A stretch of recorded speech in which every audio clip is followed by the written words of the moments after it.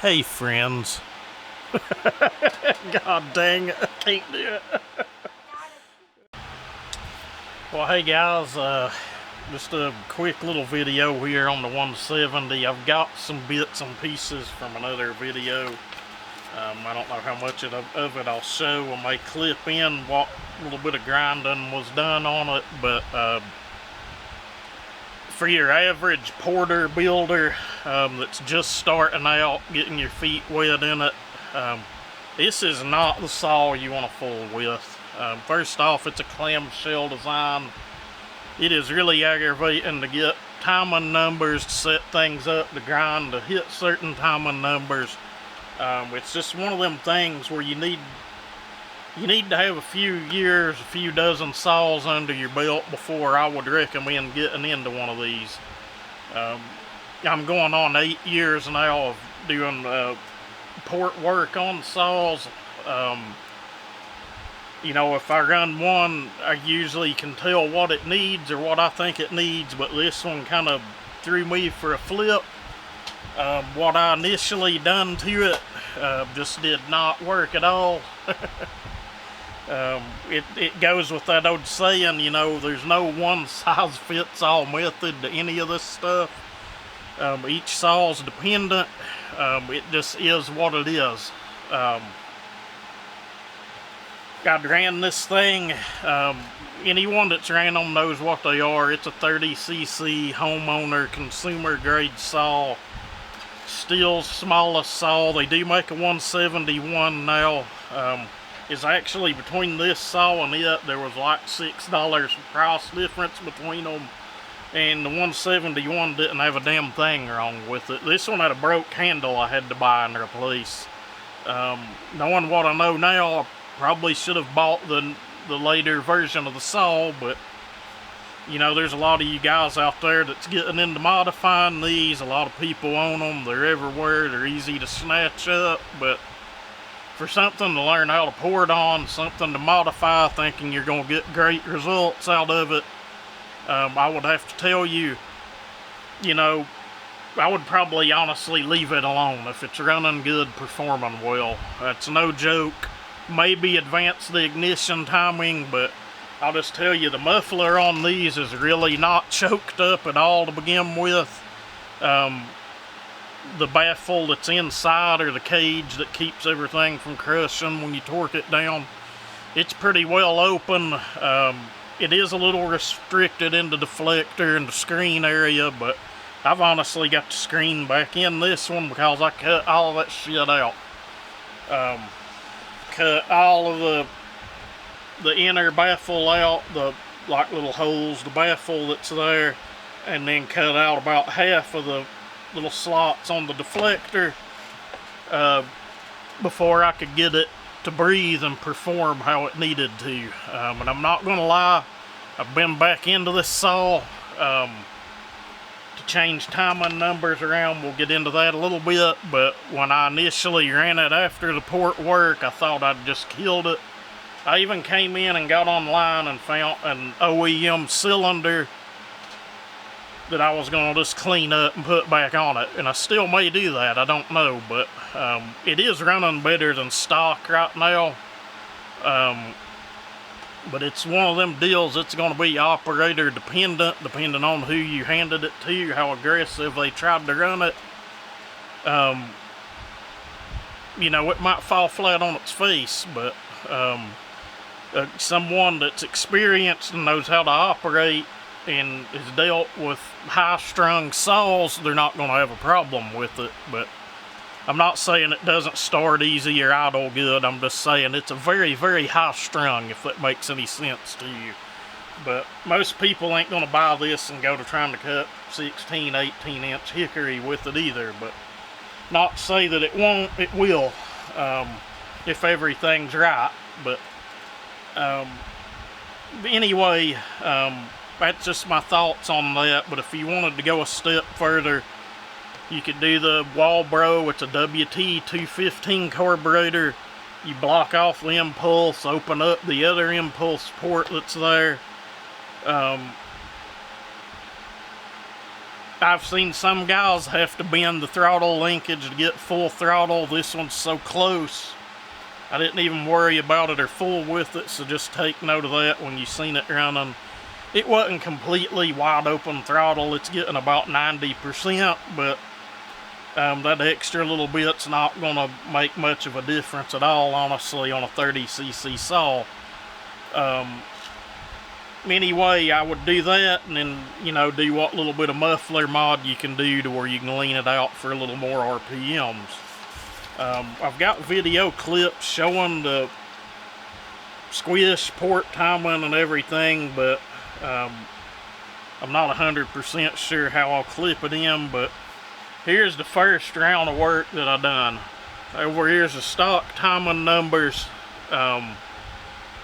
You'd think by doing this that it would not have hurt the saw at all. It would have only gained performance as a builder. Most of us that do this and have done what's called a simple woods port.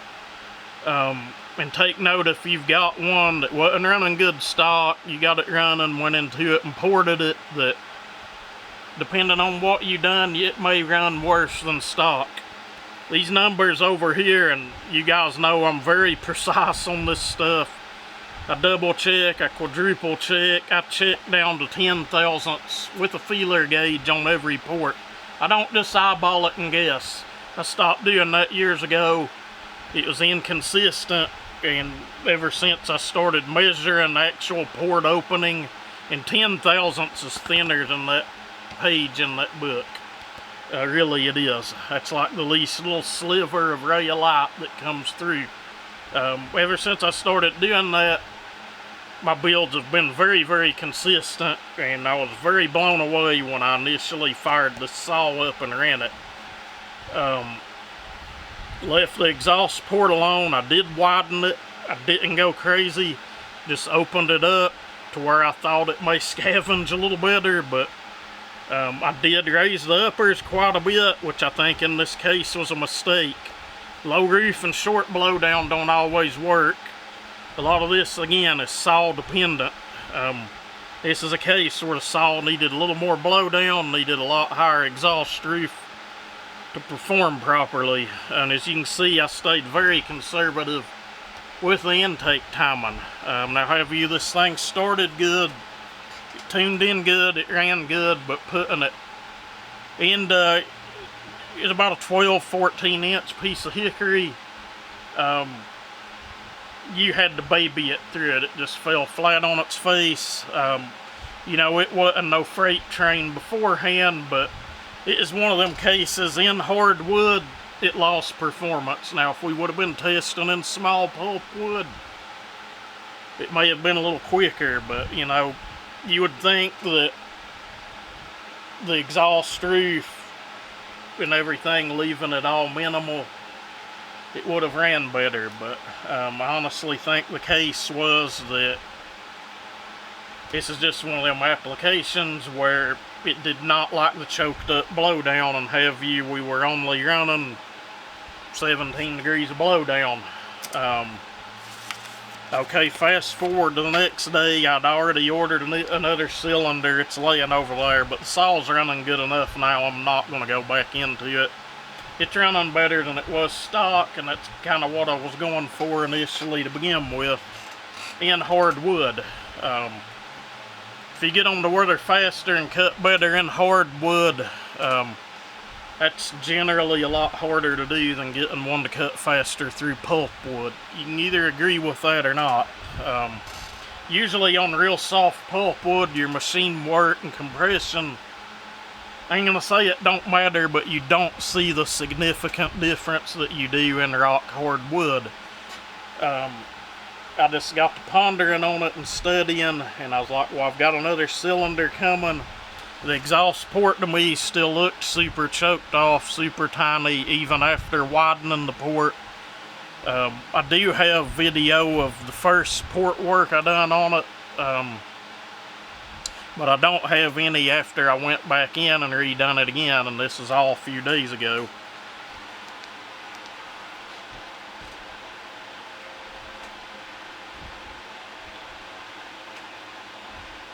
Here lately, I'm kind of lacking on the camera skills. Intake port. Pulled all the timing out of the floor of it. It's widened. Texture put back in it. Kind of completely reshaped on the floor and sides.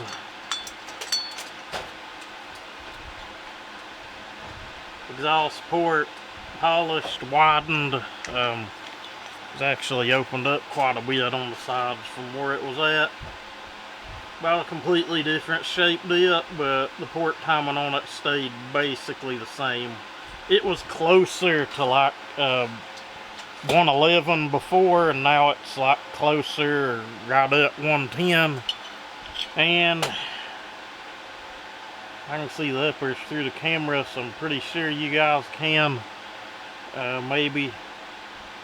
We raised the uppers, mainly the primaries more than the secondary. It's just a pain in the ass to get in there to the secondary, but I come back in here the next evening, pulled the cylinder back off, and I think I had the whole saw apart in about 10 minutes the second time, as opposed to where the first time was 20 minutes or so pulling it apart. But where we're at now, I didn't touch the uppers. I felt that it's an open port design. It's got to squeeze everything past the bearings and up through the transfers. I was like, well, maybe it could handle, maybe it needs just a little more blowdown. I did give it a little more intake timing, but I really raised the exhaust roof. And generally I would not recommend doing that, but the last few smaller saws I've done to where the exhaust port was super choked off. You know, this is a loop scavenged engine, which means everything's, you know, it comes up and it loops around, goes out the exhaust basically. There's little GIFs and things you can watch online to show you that, but it needs that scavenging effect to run properly. And I could tell when I fired it up after doing this that it was just a totally different saw. We went to 104, left the uppers alone, and 74 on the intake. I think the duration was actually total, when I measured total with the finder, from open to completely shut, was looking at like 149 degrees total open time. You do have to add around another degree for it to close, so just remember that if you're figuring total duration. Which that should be common sense anyway to any real builder, but I'm just spitting this stuff out to you guys that are just learning. But that's where we're at now. You guys have seen the shorts of it. I'm in shorts right now and in fairly nice clothes, and I'm not wanting to go out back and make cuts, so you know, you can refer to the video and the shorts of it cutting now. But that's where we're at with it, and I've got a lot of ignition time in advance through this. When I first done it, just a little bit, I couldn't even really tell I done it. I'll just say the key on the flywheel's still there, but there's been a lot of it cut off. It's probably clocked around probably an easy 15 degrees from where it was at stock. When the saw's a little cold, you'd think that maybe it's too much, but once it gets up to operating temperature, it cleans up in the cut and goes to pull them pretty good. Stock, you couldn't lean on it at all. You still can't lean on it much, but you can apply a little bit of pressure on it now. And you know, it's holding an extensive higher RPM in the cut than it was. I don't really have any before and after due to having to pull it apart and go back through it. It was right at dark when I done that. I hit the freaking ratchet strap with the chain, killed the chain. I had to refile the chain, so you know, you just have to take it with whatever grain of salt you want to take it. You ain't gonna get no 30-40% increase on them all. If I'd have done it before, if I would have got to do a before and after, I would have been tickled if we got 20% out of this turd. But let's see how well it starts today. That's about how it's been since I bought it new, fifth pull.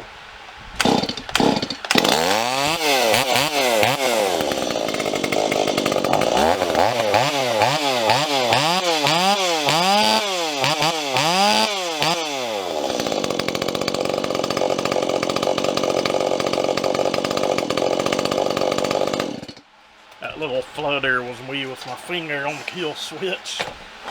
This thing does oil excellent. It'll leave a puddle of oil wherever you leave it sitting running. This was bought just as, you know, hell, it was bought for the hell of it, guys. I've got a set of spikes over here I'm going to put on it that came in my last Farmer Tech order. You'll probably see the video on that tomorrow. But, guys, I hope that covers everything. I'll try to throw in, if I've got any of the other video footage of the saw running, or you've seen the tear down, or what I mean is the port work, or showing it apart, or any of that. But if not, I might have trash canned it because I've done several videos since then. So, you know, I don't know. That's where we're at. If you're new to porting or ain't done but a handful of saws, just don't even waste your time tearing into this. If you want to go into it and use those numbers and copy what I've done, just take note that this damn thing's going to be very, very high strung. If you're used to running saws that way, you'll know what I mean. But this is one of those cases where I might advance the timing, muffler, mod it, carb swap it, and leave it the hell alone. Or if you're happy with it as is, just leave the thing the hell alone. It's not going to be a beast after. It's a little faster than it was. It sounds a little better than it was. It's not going to be a night and day difference like you're thinking, and that's me being as honest as I can be, because that's how I believe in being here in this community. There's others that ain't that way. I'm not. I always try to pick good sound, the hardest wood I can find to do my before and afters in. And, you know, I'm not trying to toot my own horn or say my shit don't stink or anything. Trust me, when I come out of the bathroom, they know. Trust me, really. I ain't throwing at it nobody or nothing. I'm just saying that that's just me. I'm as real as it gets, and I'm quoting that from another channel that I watch that's not saw related. But anyway, I quit running my mouth. Thank you guys. I hope y'all enjoyed this. We'll get it out and do some work with it when it's not 110 degrees out. But as always, y'all have a good one.